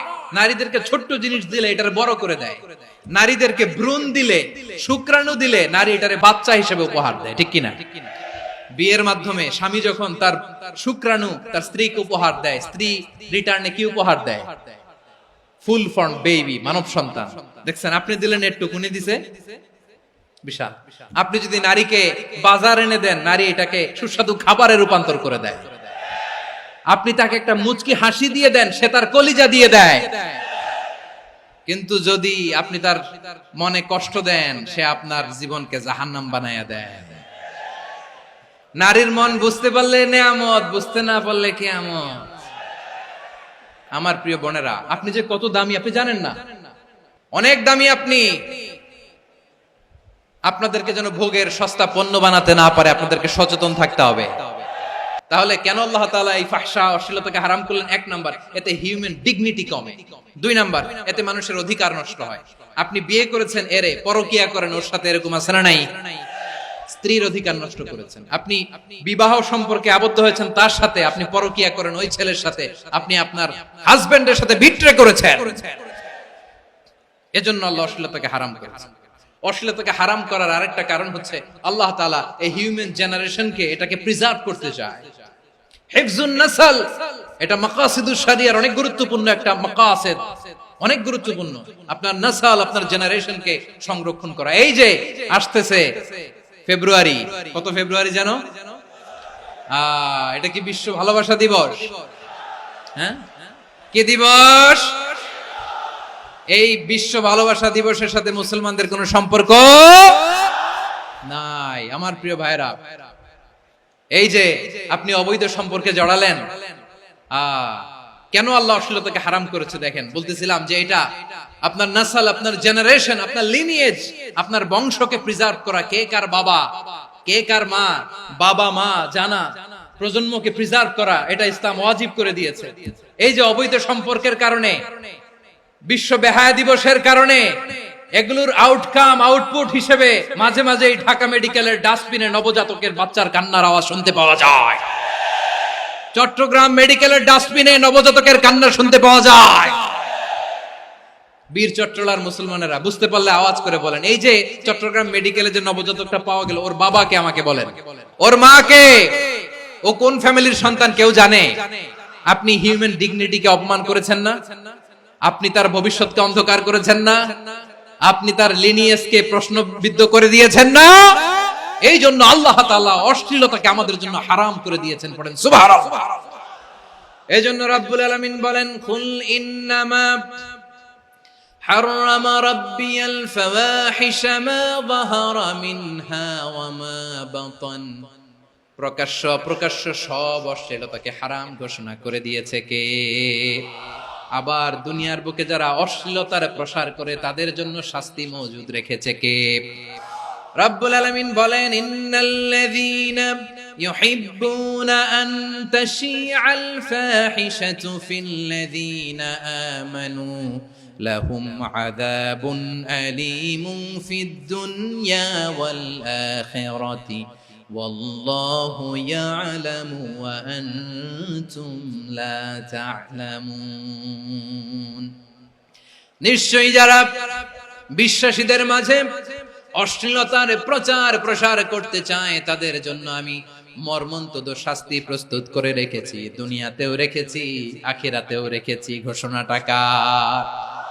যারা এই নাটকের নামে, সিনেমার নামে, রূপালী জগতের নামে, মুভির নামে, ওটিটি প্ল্যাটফর্মের নামে আমার সমাজে অশ্লীলতা ছড়াতে চায় তাদের জন্য কঠিন মর্মন্তুদ শাস্তি মজুদ রেখে দিয়েছে কে? ও আমার বোনেরা, এখনো আপনি জাগবেন না? এখনো আপনার চিন্তার দুয়ারে এখনো নাড়া পড়ে নাই? ওরা আপনাকে উলঙ্গ বানাতে চায়, ওরা আপনাকে আইটেম গার্ল বানাতে চায়। এজন্য ইসলাম অশ্লীলতাকে হারাম করেছে। হারাম। ইসলাম বলেছে যোজন যোজন দূরে থাকো, ওরা বলে না কাছে আসো, কাছে আসার গল্প, ক্লোজ আপ ওয়ান, কাছে আসার গল্প আছে না নাই? তাহলে অশ্লীলতার সাথে আমাদের কোনো সম্পর্ক? সবাই বলতে পারেননি, আওয়াজ করে বলুন, অশ্লীলতার সাথে আমাদের কোনো সম্পর্ক? আমরা এই সমস্ত ক্লোজ আপ ওয়ান, কাছে আসার গল্পের প্রোগ্রামে যাব? আমরা কোন ধরনের অশ্লীল কন্টেন্ট সোশ্যাল মিডিয়ায়, টিভিতে দেখব? কি যুগ যে আমরা কাটাচ্ছি আপনি কল্পনা করতে পারবেন না। পর্ন ইন্ডাস্ট্রি, নারী পুরুষের বস্ত্রহীন যুগল দৃশ্য, এটাকে দিয়ে ওরা কোটি ডলারের ইন্ডাস্ট্রি বানিয়েছে। পুরো মানব ইতিহাসে এরকম জঘন্য সময় মানব ইতিহাস পার করে নাই। পর্ন এটা ইন্ডাস্ট্রি হয়ে গেছে। আমাদের এই যুবকগুলো, জেনজি গুলো, ওদের চরিত্র বাঁচাবে কি করে? কেমন করে হেফাজত করবে ওদের এই মূল্যবান চরিত্র? আমার প্রিয় ভাইরা, এই অশ্লীলতার দ্য লেটেস্ট ভার্সন হচ্ছে LGBTQ,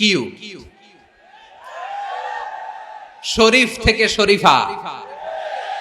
শুনছেন আপনারা?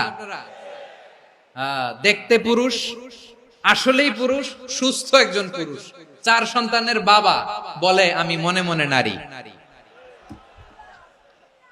দেখতে নারী, সুস্থ নারী, আসলেই সে দিব্যি একজন নারী, বলে আমি মনে মনে পুরুষ। সবচেয়ে ভয়ঙ্কর অশ্লীলতার সবচাইতে লেটেস্ট ভার্সন হচ্ছে এই ট্রান্সজেন্ডারিজম। সুস্থ পুরুষ তার বায়োলজিক্যাল গ্রোথকে হরমোন দিয়ে স্টপ করে দিয়ে সে সার্জারি করে নারী হতে চায়। সুস্থ নারী পুরুষ হতে চায়। পুরুষ পুরুষের প্রতি সেক্সুয়ালি আকর্ষণ বোধ করে। এটা লূত আলাইহিস সালামের কওমের মধ্যে ছিল। এটাকেও আল্লাহ কোরআনে ফাহিশা বলেছেন। ওয়ালুতান ইয ক্বালা লিকাওমিহি আতাতুনাল ফাহিশাতা মা সাবাকাকুম বিহা মিন আহাদিম মিনাল আলামিন। লূত আলাইহিস সালাম বললেন, তোমরা কি এমন এক অশ্লীল কার্যক্রমে ডুব দিলে নাকি যেটা গোটা বিশ্বের কেউ কখনো করে নাই, তোমরাই প্রথম করেছো। পড়েন নাউযুবিল্লাহ। এই পশ্চিমের এই রোগ আমার দেশে যেন আসতে না পারে, আমাদের সজাগ থাকতে হবে। প্রিয় ভাইরা, চিল্লায় বলেন ঠিক কি না? পশ্চিমের অবস্থা ভয়ঙ্কর। পাশ্চাত্যে আমি যুক্তরাষ্ট্রে ছিলাম অনেকদিন, কয়েক মাস, বিভিন্ন স্টেটে ঘুরেছি। গার্ডিয়ানরা উদ্বিগ্ন, ছেলে মেয়েদেরকে, ছোট্ট ছেলে মেয়ে, ওদেরকে জিজ্ঞেস করে, তুমি how do you feel right now inside yourself? তুমি ভিতরে ভিতরে কেমন ফিল করো? তোমার কি ছেলে ছেলে লাগে না মেয়ে মেয়ে লাগে? আচ্ছা বলেন, এই ছোট্ট বাচ্চাটা ওকে এগুলো জেন্ডার অ্যাসাইনমেন্ট বলতে এগুলো কিছু বুঝে? এইভাবে মিসগাইড করা হচ্ছে। কৌতূহল বশত ছোট্ট ছেলে যদি বলে আমার তো মেয়ে মেয়ে লাগে, তখন বলে যে না তুমি মেয়ে, ছেলে না। মা বাবা বাধা দিলে ওকে আলাদা গভর্নমেন্ট হাউসে নিয়ে যায়। ভয়ঙ্করতম অবস্থা। আমরা একটা সময় শুনতাম যে হুজুর আমার ছেলেটা খুব ভালো, হাফেজে কোরআন, আল্লাহওয়ালা। হুজুর আমার ছেলে দাড়ি রাখছে, আল্লাহওয়ালা। হুজুর আমার ছেলে 5 ওয়াক্ত সালাত জামাতের সাথে পড়ে, তার মানে আল্লাহওয়ালা। পশ্চিমে যে আমি কি শুনছি জানেন? ওরা বলে হুজুর আমার ছেলেটা ইউনিভার্সিটির একটা মেয়ের সাথে প্রেম করে, ও খুব আল্লাহওয়ালা, হুজুর দোয়া করবেন। এর কারণ ওদের কাছে আল্লাহওয়ালার ক্রাইটেরিয়া হচ্ছে হুজুর আমার ছেলেটা আরেক ছেলের পছন্দ করে নাই, আমার মেয়েটা আরেক মেয়েকে ভালোবাসে নাই, এজন্য আমার ছেলেটা আল্লাহওয়ালা, হুজুর ওর জন্য একটু দোয়া করে দিয়েন। কি চ্যালেঞ্জ ওরা ফেস করতেছে। ওনার ছেলে যে আরেক ছেলেরে বিয়ে করবে না, এটাতেই উনি খুশি যে আলহামদুলিল্লাহ আমার ছেলেটা একটা মেয়েরে ভালোবাসে, আমার মেয়েটা একটা ছেলেরে ভালোবাসে, মানে এটা খুব আল্লাহওয়ালা। নাউজুবিল্লাহ পড়তে পারলেন না? এজন্য অশ্লীলতার সাথে আমাদের কোন সম্পর্ক। রব্বুল আলামিন বলেন ওয়ায়ানহা আনিল ফাহশাই ওয়াল মুনকারি ওয়াল বাগি, তিনটা জিনিসকে আমি নিষিদ্ধ করলাম। এক নাম্বার হলো ফাহশা, অশ্লীলতা। দুই নম্বরে হলো মুনকারের সমস্ত মন্দ কাজ। মুনকার মানে হচ্ছে যত মন্দ কাজ, খারাপ কাজ, বাজে কাজ, এটার বলে মুনকার। এটার কি বলে? আপনারা পড়ছেন না, তা'মুরুনা বিল মা'রুফি ওয়া তানহাউনা আনিল মুনকার। সৎ কাজের আদেশ, অসৎ কাজের নিষেধ। মুনকার, মুনকার হচ্ছে মানুষের স্বাভাবিক বিবেকবোধ যেটাকে খারাপ বলে, ওইটাই মুনকার। পৃথিবীর সব আসমানি গ্রন্থ যেটাকে খারাপ বলেছে, মানুষের স্বাভাবিক বিবেকবোধ যেটাকে খারাপ বলেছে, এগুলো সব মুনকার। যেমন ইফতিজিং, এটা কি ভালো না খারাপ? মজুদদারি, খাদ্যে ভেজাল দেওয়া, ওজনে কম দেওয়া, মাছে ফরমালিন মিশানো, চাঁদাবাজি, টেন্ডারবাজি, দখলবাজি, এগুলো আমাদের স্বাভাবিক বিবেকেই বলে এগুলো খারাপ, এগুলো হচ্ছে মুনকার। আল্লাহ তাআলা এই মুনকার থেকে আমাদেরকে বেঁচে থাকতে বলেন, আর শয়তান এই মুনকারের প্রতি আমাদেরকে উদ্বুদ্ধ করে। আল্লাহ তাআলা বললেন, ইয়া আইয়ুহাল্লাযীনা আমানু লা তাত্তাবিউ খুতুওয়াতিশ শাইতান ওয়া মান ইয়াত্তাবি' খুতুওয়াতিশ শাইতানি ফাইন্নাহু ইয়া'মুরু বিল ফাহশাই ওয়াল মুনকার। আল্লাহ বললেন, আমার গোলামেরা শোনো শোনো, ও আমার বিশ্বাসী বান্দারা খবরদার, তোমরা কশিনকালেও শয়তানের পদাঙ্ক অনুসরণ করবে না, কারণ শয়তান তোমাদেরকে অশ্লীলতা এবং মন্দ কাজের দিকে উদ্বুদ্ধ করে। আমাদের কাজ হচ্ছে শয়তান আমাদেরকে যেদিকে নিতে চায় আমরা তার উল্টা দিকে যাব। শয়তান এই মন্দ কাজকে আমাদের কাছে বিউটিফাই করে, চাকচিক্যময় করে আমাদের সামনে উপস্থাপন করে। এজন্য আল্লাহ বলেন মুনকারকে থামাতে হবে, মুনকার প্রতিরোধ করতে হবে। মুনকার প্রতিরোধের দায়িত্ব শুধু আমাদের নাকি? শুধু আপনার খতিব সাহেবের, ইমাম সাহেবের, নাকি মুসলিম উম্মার সবার? আওয়াজ করে বলুন, মুনকার অসৎ কাজ প্রতিরোধের দায়িত্ব কার? রাব্বুল আলামিন বলেন, কুনতুম খায়রা উম্মাতিন উখরিজাত লিন-নাসি তা'মুরুনা বিল মা'রুফি ওয়া তানহাউনা আনিল মুনকার। তোমাদেরকে শ্রেষ্ঠ জাতি করে জমিনের মধ্যে আবির্ভূত করা হয়েছে, যাতে করে তোমরা জমিনের ভেতরে সৎ কাজের আদেশ করতে পারো আর অসৎ কাজের নিষেধ করতে পারো। উম্মাহ, কুনতুম খায়রা, তাহলে গোটা উম্মার দায়িত্ব, এটা বুঝতে পারছেন তো? আচ্ছা, আরো নিচে আসেন। এরপরে আল্লাহ বললেন, শুধু উম্মাহ না, এই জমিনের রাজত্ব আমি যাদের হাতে দেই, এই জমিনের মালিক আমি যাদেরকে বানিয়ে দেই, যাদেরকে আমি সরকারের দায়িত্ব দেই, তাদেরকেও মুনকার প্রতিরোধের দায়িত্ব দিয়েছে কে? আল্লাহ বলেন, যারা ক্ষমতার মসনদে বসেছে তাদেরকে 4 দফা কর্মসূচি আমি আল্লাহ দিলাম। আওয়াজ করে বলেন, কয় দফা? আল্লাহ বলেন, আল্লাযীনা ইম্মাক্কান্নাহুম ফিল আরদি আকামুস সালাতা ওয়া আতাউয যাকাতা ওয়া আমারু বিল মা'রুফি ওয়া নাহাউ আনিল মুনকার ওয়ালিল্লাহি আকিবাতুল উমুর। যারা এই জমিনের উত্তরাধিকার হয়েছে তারা 4 দফা কর্মসূচি নিয়ে সামনে আগাবা। সালাত কায়েম করবা, যাকাত আদায় করবা, সৎ কাজের আদেশ দিবা, অসৎ কাজ থেকে মুনকার প্রতিরোধ করবা। আদেশটা কার? আমার প্রিয় চট্টলার ভাইরা, পুরো উম্মার দায়িত্ব মুনকার প্রতিরোধ করা, সরকার প্রধানের দায়িত্ব মুনকার প্রতিরোধ করা। এরপর আল্লাহ বলেন, প্রতিটা ফ্যামিলির যিনি প্রধান সিইও বাবা, প্রত্যেক বাবারও দায়িত্ব এই মুনকার প্রতিরোধ করা। আওয়াজ করে বলেন ঠিক কিনা? যেমনটি সাইয়েদনা লোকমান আলাইহিস সালাম ওনার কলিজার টুকরা সন্তানকে আদেশ করেছেন, ইয়া বুনাইয়া আকিমিস সালাতা ওয়া'মুর বিল মা'রুফি ওয়ানহা আনিল মুনকার। পড়েন সুবহানাল্লাহ। বাবা ছেলেকে সবক দিচ্ছে, লোকমান আলাইহিস সালাম ছেলেকে বলতেছে, ওরে আমার কলিজার টুকরা সন্তান, ওরে আমার বাছা, নামাজ কায়েম করবা, সৎ কাজের আদেশ দিবা, আর মুনকার প্রতিরোধ করবা, অসৎ কাজ সমাজ থেকে খারাপ কাজকে ঝেঁটে বিদায় করে দিবা। তাহলে দেখেন আমি স্টেপ বাই স্টেপ নামলাম। পুরা উম্মার দায়িত্ব, জমিনের উত্তরাধিকারী আল্লাহ যাদেরকে বানিয়েছেন সরকার, তাদের দায়িত্ব, প্রতিটি ফ্যামিলির প্রধানের দায়িত্ব, এরপরে বিশ্বনবী বলেন সচেতন প্রতিটি মুসলিমের দায়িত্ব সমাজ থেকে মুনকারকে উৎখাত করা। বিশ্বনবী বলেছেন মান রাআ মিনকুম মুনকারান ফালিয়ুগাইয়িরহু বিয়াদিহি ফাইন লাম ইয়াস্তাতি ফাবিলিসানিহি ওয়া ইন লাম ইয়াস্তাতি ফাবিকলবিহি ওয়া যালিকা আযআফুল ঈমান। সমাজে যে মুনকার দেখবে, খারাপ কাজ দেখবে, সেজন্য হাত দিয়ে সেটাকে থামায়। আমার প্রিয় ভাইরা, না থামালে আমরাই ডুববো শেষমেশ। আমাদের বাঁচার জন্য হইলেও থামাইতে হবে। রব্বুল আলামিন বলেন ওয়াত্তাকু ফিতনাতাল লা তুসিবান্নাল্লাযীনা যালামু মিনকুম খাসসা। ও আমার গোলামেরা, ওই আযাবকে ভয় করো যে আযাব যখন আমি জমিনের বুকে পাঠাই শুধু জালেমদেরকেই মারি না, আলেমদেরকেও মারি। আযাব যখন আসে তখন শুধু জালিমই মরে না, আলেমও মরে। জানেন মুসা আলাইহিস সালামের পায়ে একবার লাল পিঁপড়া, তো উনি রেগে মেগে পাশি দেখে লাল পিঁপড়ার বাসা, পা দিয়ে ডলে মুছে সবগুলো পিঁপড়া মেরে ফেলছে।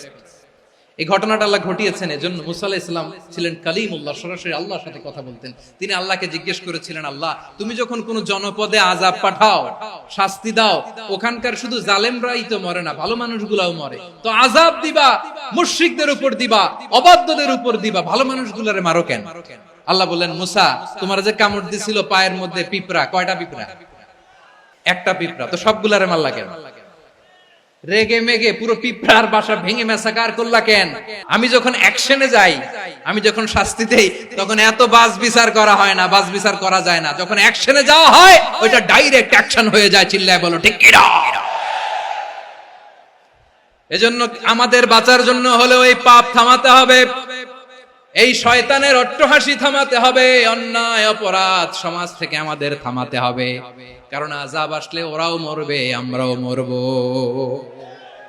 একটা জাহাজ 2 তলা, আপনি আছেন 2য় তলায়, নিচের তলার কিছু লোক জাহাজের তলা ছিদ্র করতে আরম্ভ করছে। কি ছিদ্র করতেছে? আচ্ছা জাহাজের তলা ছিদ্র করলে তলা দিয়ে কি ঢুকে? এখন আপনি যদি বলেন আমার কি, আমি তো 2 তলায়, আমি তো ভালো আছি, ওরা ছিদ্র করে ওরা মরবে, আসলে কি শুধু ওরা মরবে? তলা দিয়ে যখন পানি ঢুকবে, জাহাজ ঢুকলে আপনিও মরবেন। এজন্য নিজে মরার আগে ওই পাগলগুলোর নিচতলায় যে থামাতে হবে। চিল্লায় বলেন ঠিক কিনা? এজন্য আল্লাহ বললেন মুনকার প্রতিরোধের দায়িত্ব সমাজের টপ টু বটম সবার। এজন্য মুনকার প্রতিরোধ করার দরকার আছে না নাই? সমাজে এই যে ইফটিজিং হয়, আপনার বোনের বয়সী একটা মেয়েকে কিছু বখাটে টিটকারি করে, এই বলে সেই বলে, নোংরা কথা বলে, রাস্তায় দেখেও আপনি পাশ দিয়ে না দেখার মতো চলে যান কেন? আপনি দাঁড়ান না কেন? আপনি দাঁড়ালেই তো থেমে যাবে, কারণ সত্যের যে শক্তি তার সামনে মিথ্যা মুখ থুবড়ে পড়ে। আপনার সামনে ও কিছুই না, নাথিং। আপনি দাঁড়ান, ওকে প্রশ্ন করেন যে আমার বোনকে তুমি ডিস্টার্ব করো কেন? আপনাকে দেখে আরো 5 জন দাঁড়াবে, 5 জনকে দেখে আরো 10 জন দাঁড়াবে। আমাদের নীরবতা আর আমাদের নিশ্চুপ থাকাই জালিমদেরকে আরো শক্তিশালী জালিম বানিয়েছে। এজন্য মুনকার প্রতিরোধের দায়িত্ব আমাদের সবার। টেন্ডারবাজি, চাঁদাবাজি, দুর্নীতি, অপরাধ, দখলদারিত্ব, মজুদদারি, এগুলো সবকিছু একসাথে প্রতিরোধ করতে হবে। ঠিক কিনা বলেন? একটা মানবিক সমাজ যদি চাই, প্রতিরোধ করতে হবে। প্রিয় ভাইয়েরা, আল্লাহর শপথ নিয়ে বলি, এই নাসিহাত গুলো সবার জন্য, সব দলের জন্য, সব মতের মানুষের জন্য। আমরা কোনো দলের প্রতি মানুষকে ডাকি না, আমরা ডাকি ইসলামের দিকে। সব দলের, সব মতের, সব মানুষদেরকে আমরা আহ্বান জানাই, আসুন আমরা একটা সুন্দর সমাজ বিনির্মাণ করি। এই যে নতুন বাংলাদেশের এক সুযোগ এসেছে, আর জীবনে হয়তো আসবে না, সামনের 100 বছর এই সময় আসবে না।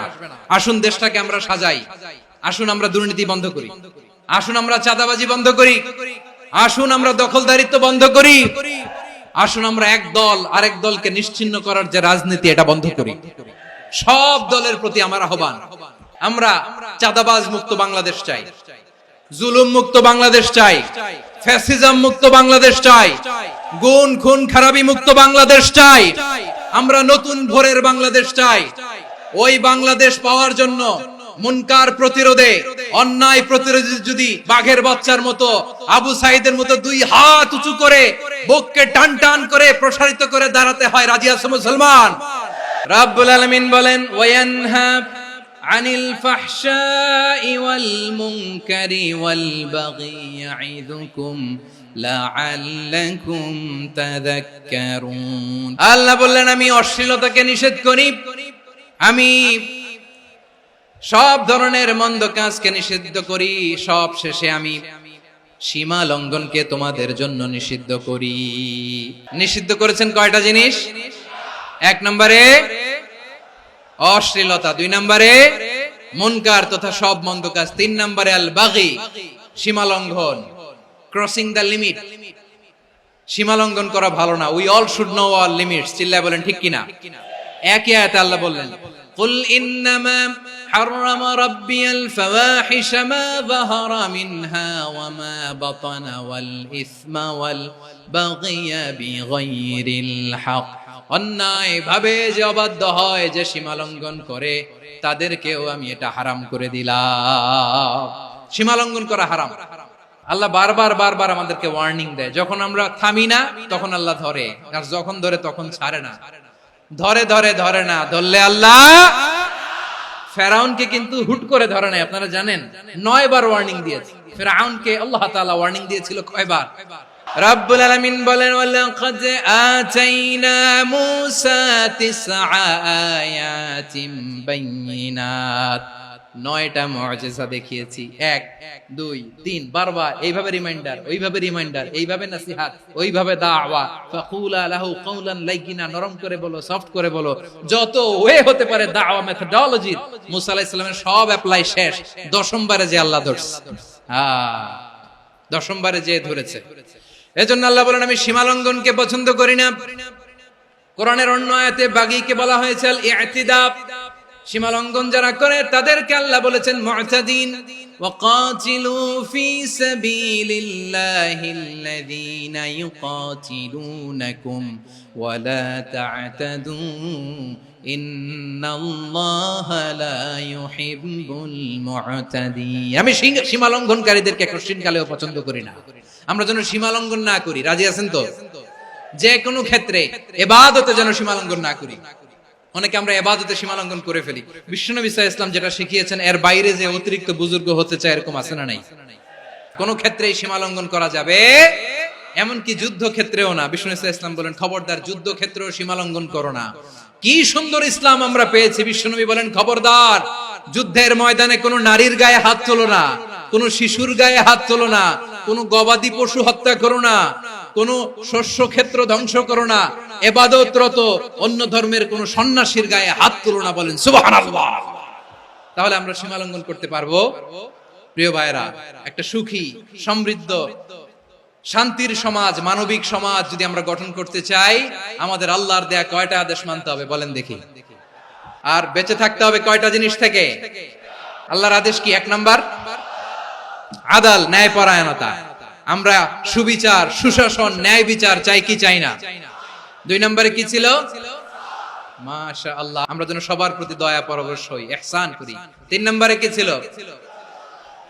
নিকটাত্মীয়দের দান করা, তাদের অধিকার প্রাপ্য বুঝিয়ে দেওয়া। পাশাপাশি 3টা জিনিস থেকে আল্লাহ বারণ করেছেন, নিষেধ করেছেন। তার প্রথমটা ফাহশা, অশ্লীলতা। অশ্লীলতার সাথে আমাদের কোনো সম্পর্ক। 2 নম্বর নিষেধাজ্ঞা কি ছিল? আল মুনকার, সমাজের যত মন্দ কাজ এগুলোকে আমরা প্রতিরোধ করব। রাজি আছেন তো সবাই? 3 নম্বরে আল বাগী, সীমালঙ্ঘন। কোন মুসলিম সীমালঙ্ঘন করে না। রাব্বুল আলামিন শেষে বললেন ইয়াইদুকুম লাআল্লাকুম তাযাক্কারুন, আল্লাহ তোমাদেরকে উপদেশ দেন যাতে তোমরা শিক্ষা গ্রহণ করো। আমরা উপদেশ দেব, আমরা জোর করে কাউরে কিছু মানাতে চাই না। লা ইকরাহা ফিদ্দিন ওয়াযাক্কির ফাইন্না যিকরা তানফাউল মুমিনিন। উপদেশ দিলে এটা মুমিনদের কাজে দেয়। লাস্তা আলাইহিম বিমুসাইতির ইন্নামা আনতা মুযাক্কির। নবী হে, আপনি রিমাইন্ডার দাতা, আপনি উপদেশ দিবেন। আমরাও বিশ্বনবীর এই হাদিসগুলো থেকে, কোরআনের আয়াত থেকে রিমাইন্ডার, এই কথামালা বাণীবাহক হিসেবে এই বাণীগুলো আপনাদের সাথে কাছে পৌঁছে দিলাম। আমরা আল্লাহ তাআলার কাছে প্রার্থনা করি, আল্লাহ আমরা যেন আদল দিয়ে আমাদের সমাজকে গঠন করতে পারি। আল্লাহ আমরা যেন ইহসান করতে পারি। আমরা যেন নিকট আত্মীয়দের দান করতে পারি। আল্লাহ যত ধরনের অশ্লীলতা, অনাচার, মন্দ কাজ, সীমালঙ্ঘন, অবাধ্যতা থেকে যেন আমরা বেঁচে থাকতে পারি। আল্লাহ তাআলা আমাদের সবাইকে কথাগুলো বোঝার ও আমল করার তৌফিক দান করুক। হাযা মা ইনদি ওয়াল ইলমু ইনদাল্লাহ আলাইহি তাওয়াক্কালতু ওয়া ইলাইহি উনীব। সুবহানাকাল্লাহুম্মা বিহামদিকা আশহাদু আল্লা ইলাহা ইল্লা আনতা আস্তাগফিরুকা ওয়া আতুবু ইলাইক।